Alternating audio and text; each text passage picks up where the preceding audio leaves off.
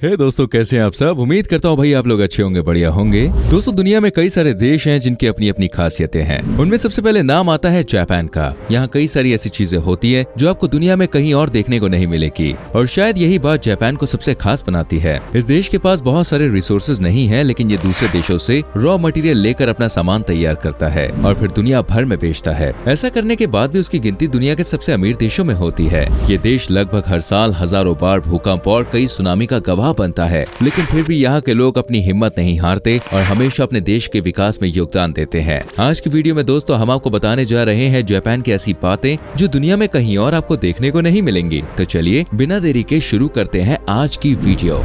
Japan train service. दोस्तों, भारत में अगर आप ट्रेन की यात्रा कर रहे हैं तो आप इस बात की गारंटी नहीं ले सकते कि आप सही समय पर पहुंच जाएंगे, क्योंकि कई बार तो ट्रेन 10-10 घंटे या फिर एक दिन भी लेट हो जाती है। कुछ ट्रेन के समय में सुधार तो हुआ है, लेकिन अभी भी बहुत सुधार होना बाकी है। वहीं जापान की बात करें तो वहाँ 1 मिनट भी ट्रेन लेट हो जाए तो ये अखबार की सुर्खियां बन जाती है। वहाँ लोगों का एक एक सेकंड बहुत कीमती होता है। हालांकि हर पल कीमती तो भाई हमारे यहाँ भी होता है, लेकिन हमारे यहाँ सिस्टम इसकी जवाबदेही नहीं लेता। आपको जान के हैरानी होगी कि साल 2017 में सिर्फ 20 सेकंड की देरी करने पर जापान के रेलवे ने लोगों से आधिकारिक रूप से माफी मांगी थी। जी हाँ, सिर्फ 20 सेकंड। जापान समय को लेकर बहुत ही ज्यादा सख्त है, इसलिए वहाँ लोगों के समय की बहुत कद्र की जाती है। जापान की सबसे फास्ट ट्रेन शिंकानसेन की ज्यादा से ज्यादा लेट होने का रिकॉर्ड आधा मिनट है। आप इससे ही अंदाजा लगा सकते हैं कि जापान समय के मामले में कितना परफेक्शन रखता है। हम तो मिनट को देरी की श्रेणी में रखते ही नहीं है, बल्कि जब घंटा भर हो जाता है तब हम कहते हैं यार ट्रेन काफी लेट हो गई ना। लेकिन जापान में दोस्तों मिनटों की देरी बहुत बड़ा मुद्दा बन जाती है। अब हम जापान की रेलवे की बात कर रहे हैं तो भाई आपको एक और खासियत बताते हैं। दरअसल जापान के रेलवे ने एक बार सबका दिल जीता था जब उन्होंने सिर्फ एक बच्ची के लिए ट्रेन चलाई। वो बच्ची अपनी स्कूल की पढ़ाई पूरी कर सके, इसके लिए स्टेशन पर दिन में 2 बार ट्रेन जाती है, एक बार स्कूल छोड़ने और एक बार उस बच्ची को स्कूल खत्म होने पर उसे लेने। है ना कमाल की बात। अब आप ही बताइए ऐसा दुनिया में कहाँ होता होगा। साथ ही रेलवे द्वारा ये भी कहा गया है कि जब तक बच्ची ग्रेजुएट नहीं हो जाती तब तक उस रूट के अलावा ये सेवा जारी रहेगी। साल 2016 में लड़की ने अपनी पढ़ाई पूरी की और इसके बाद इस सुविधा को खत्म कर दिया गया। Children do cleaning from first class. दोस्तों, हमारे देश में कहा जाता है कि जहाँ स्वच्छता होती है वहीं ईश्वर का निवास होता है। चाहे वो धन की देवी लक्ष्मी हो या विद्या की देवी सरस्वती, वो तभी खुश होती है जब आसपास में साफ सफाई रखी जाए। लेकिन अफसोस की बात है कि हम पूजा घर में तो साफ सफाई रखते हैं, लेकिन बाहर हम इसका कोई ध्यान नहीं रखते। यहाँ बच्चे तो बच्चे हैं, लेकिन नौजवान और बूढ़े भी सफाई का ध्यान नहीं रखते। लेकिन जापान में इसके ठीक उलट है। जापान में पहली क्लास से ही बच्चों को अपने क्लासरूम की ज्यादा सफाई करनी होती है। सभी बच्चों को मिलजुल कर ये काम करना होता है और साथ ही आपस में मिलकर खाना भी खाना होता है। साफ रहने के साथ साथ आपस में मिलजुल कर खाना खाने से प्यार भी बढ़ता है।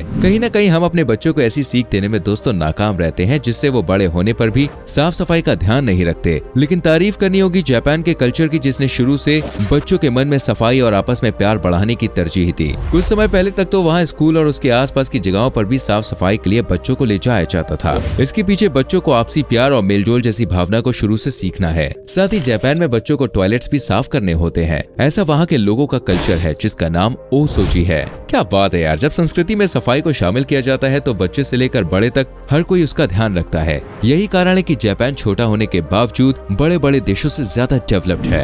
Employ can sleep in office. दोस्तों, मान लीजिए आप कहीं जॉब कर रहे हैं और आप बहुत थक गए, तो क्या आप वहाँ सोना चाहेंगे? अब आप कहेंगे भैया कौन सोएगा, नौकरी से हाथ धोना है क्या? देखिए, सोने का कितना भी मन क्यों ना करे, वर्क प्लेस पर सोने की गलती कोई नहीं करेगा, क्योंकि कई बार इसकी वजह से अपनी जॉब से हाथ तक धोना पड़ सकता है। जी हाँ, वर्क प्लेस पर सोने का मतलब है कामचोरी, लेकिन जापान में इसका उल्टा है। अब आप सोच रहे होंगे भला जापान में क्या होता है, तो दोस्तों हम आपको बता दें, जापान में ऑफिस में सोने वाले लोगों को मेहनती समझा जाता है। जी हाँ, वहाँ का बिजनेस कल्चर उन्हें काम करने के दौरान सोने की परमिशन देता है। उन्होंने इसे इनामोरी का नाम भी दिया है। मतलब यहाँ वर्क प्लेस पर सोने पर मेहनती माना जाता है और सोने पर नौकरी भी नहीं जाती। जापान में नौकरी करते समय आप आधे घंटे आराम से सो सकते हैं, क्योंकि वहाँ जो भी ऐसा करता है उसे मेहनती समझा जाता है। इसलिए लोग कई बार सोने का नाटक भी करते हैं। Baby mom. दोस्तों, सोचिए क्या हो अगर आपका बच्चा फर्श पर खेल रहा है और उसके खेलने से फर्श की सफाई भी हो रही है। आपको सरासर गुस्सा आएगा, पर जापान में ऐसा होता है दोस्तों। लेकिन ये कैसे होता है, आइए आपको बताते हैं। जापान में अगर बच्चे को फर्श पर लेटना और रेंगना बहुत पसंद है तो वो घर के फर्श को चमका कर रख सकता है। ये एक तरह का पोछा है। जी हाँ, पोछा। जापान में सिर्फ $40 आपके बेबी को मॉप में बदल देंगे। दरअसल बेबी मॉप को बच्चे को पहना दिया जाता है, वो जैसे जैसे रेंगता है फर्श चमकता जाता है और जर्म्स का सफाया भी होता है। मतलब दोस्तों, एक तो बच्चा खेल भी रहा है और साथ में वो घर की सफाई भी कर रहा है, और उसे किसी भी तरह की बीमारी होने का डर नहीं है। सुनने में बहुत ही अजीब लग रहा है कि आपके बच्चे को ही पोंछे में बदल दिया जाता है, लेकिन ये वाकई में जापान में होता है। ये एक ऐसी चीज है जो शायद ही कहीं और होती हो। Crowd adjuster pusher. दोस्तों, जापान की एक और ऐसी अनोखी चीज हम आपको बताने जा रहे हैं जो शायद जापान के अलावा कहीं और नहीं होती है। दरअसल जापान में लाखों की संख्या में लोग रोज एक जगह से दूसरी जगह मेट्रो में सफर करते हैं। इस दौरान ट्रेन और प्लेटफॉर्म पर भी बहुत ज्यादा भीड़ होती है। हर कोई सबसे पहले चढ़ने के लिए बेचैन होता है और ऐसे में किसी के दरवाजे में फंसने का खतरा होता है या फिर कोई प्लेटफॉर्म पर गिर भी सकता है फ्रेंड्स। इसलिए जापान में मेट्रो में चढ़ने के दौरान लोगों की भारी भीड़ को एडजस्ट करने के लिए अलग से पुशर रखे जाते हैं। जापान में इन्हें ओशिया कहा जाता है, जिसका मतलब है धक्का देकर लाइन में लगाना। स्टेशन पर मौजूद इन पुशर की जिम्मेदारी होती है कि सभी लोग ट्रेन में सवार हो जाएं और कोई भी दरवाजे के बीच में ना फंसे। ये काम करते हुए ज्यादा से ज्यादा लोगों को बिना चोट पहुंचाए कैरीज में चढ़ा दिया जाता है। सभी लोगों के सवार होने के बाद पुशर के इशारे के बाद ही ड्राइवर गाड़ी चलाता है। ये भी काफी कमाल की चीज है। यहाँ के मेट्रो का नेटवर्क भी उतना ही बड़ा है, इसलिए यहाँ पुशर्स की संख्या भी कम नहीं है। Cuddle cafes. 200 कुछ साल पहले जापान के लोगों को अपने लिए पार्टनर नहीं मिल पा रहा था। इस समस्या का समाधान निकालने के लिए 2012 में सोइनिया की शुरुआत की। ये एक ऐसा कैफे है जहां मेल और फीमेल सास होते हैं। फिजिकल अफेयर के लिए पुरुष यहां पर आकर 1000 येन चुकाते हैं। बदले में उन्हें एक खूबसूरत लड़की के साथ सोने को मिलता है। ये सर्विस दोस्तों काफी मशहूर हुई और 2019 आते आते जापान में कई सारे कडल कैफेज खुल गए। भागदौड़ भरी जिंदगी में सिंगल लोग ऐसे कैफेज में टेंशन स्ट्रेस दूर करने के लिए जाते हैं। किंसुगी। फ्रेंड्स, अक्सर कहा जाता है कि जो चीज एक बार टूट गई उसे दोबारा नहीं जोड़ा जा सकता, लेकिन जापान के लोग कहते हैं कि टूटी हुई चीजों को भी जोड़ा जा सकता है और फिर से एक नई शुरुआत हो सकती है। दरअसल जापान में टूटी चीजों को सोने से जोड़ना एक आर्ट फॉर्म है जिन्हें किंसुगी कहा जाता है। खास बात यह है कि टूटे बर्तनों को सोने से जोड़कर नया जैसा बनाया जाता है। ये 400 साल पुराना आर्ट फॉर्म है। जापान के लोग का ऐसा मानना है कि टूटना और जख्म भी जरूरी है, तभी तो एक फ्रेश स्टार्ट हो सकती है। ये आर्ट फॉर्म मेंटल टेंशन को कम करने में मदद करता है। यहाँ के लोग दुख को भुलाकर दोस्तों खुश होना जानते हैं, इसलिए जापान के लोग की उम्र दुनिया में सबसे ज्यादा होती है। अब आप भी हमेशा खुश रहिए, मस्त रहिए और परेशानियों को कहिए बाय बाय।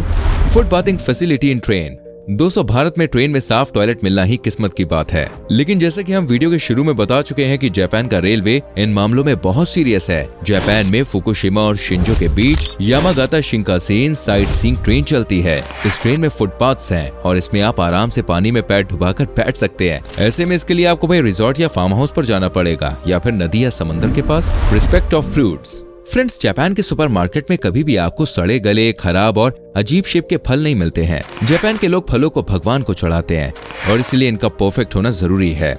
जापान के मार्केट में आपको हार्ट शेप और स्क्वायर शेप में भी खरबूजा देखने को मिलेगा। जापान में फलों को महंगे गिफ्ट के रूप में भी एक दूसरे को दिया जाता है।